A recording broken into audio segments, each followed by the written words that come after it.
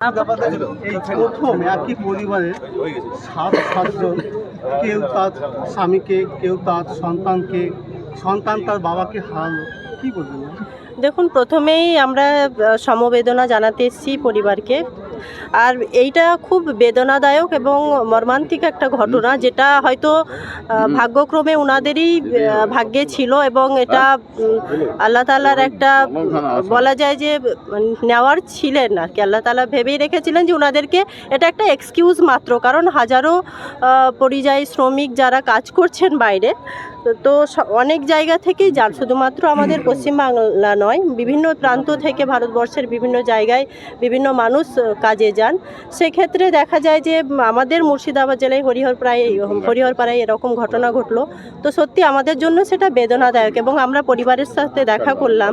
তো আমরা চাইবো যে প্রত্যেককে, আমরা যারা নেতৃত্বরা আছি, পাশে থাকতে পারি অন্তত পক্ষে, এটাই আমাদের চেষ্টা থাকবে। এবং এটা তো আমাদের পরিপূর্ণতা তাদের দিতে পারবো না, বা তাদেরকে আমরা, যেহেতু পরিবারের সদস্য হারিয়েছেন, তাদেরকে আমরা কমপ্লিট করতে পারবো না, কিন্তু আমরা তাদের পাশে থাকার মধ্যে দিয়ে এইটুকু বলতে পারি যে মুর্শিদাবাদের নেতৃত্বরা যারাই আসছেন এবং প্রত্যেকেই হয়তো নিজের দৃষ্টিভঙ্গির সাথে এবং নিজের সহযোগিতার হাত বাড়িয়ে দেবেন অবশ্যই, এবং আমরাও চেষ্টা করব, এইটুকুই বলার। ম্যাম, আমি বহরমপুর ব্লকের নগরাজল এবং পাঁচমিরতলা ওখানে গিয়েছিলাম।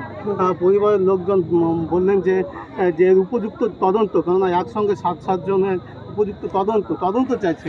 মানে অর্থাৎ ওনাদের মনে হচ্ছে যে একই পরিবারের একই জায়গায় ঘটনা ঘটেছে এবং এটা চক্রান্ত মনে হয়েছে ওনাদের। তো সেটা স্বাভাবিক। শুনুন, যারা সুস্থ মানুষ, আমাদের হঠাৎ যদি কোনো অ্যাক্সিডেন্ট ঘটে থাকে, তো আমাদের ভারতবর্ষের যা পরিস্থিতি, এই মুহূর্তে মনে হতেই পারে যে এটা একটা অন্য জায়গায় গিয়ে কাজ করতে গেছে। এবং আপনারা দেখেছেন যে আমাদের মুখ্যমন্ত্রী মমতা বন্দ্যোপাধ্যায় বারবার পরিযায়ী শ্রমিকদের নিয়ে উচ্চ স্বরে কথা বলেছেন এবং কেন্দ্রের সরকারকে আক্রান্ত করেছেন, এবং যার জন্য আজকে প্রত্যেকটা জায়গাতেই মনে হয়েছে যে এটা চক্রান্ত হতে পারে। সেটা স্বাভাবিক মনে করা, এবং তদন্ত হলে আমরা পাশে আছি, অবশ্যই তদন্ত হওয়া উচিত। ধন্যবাদ।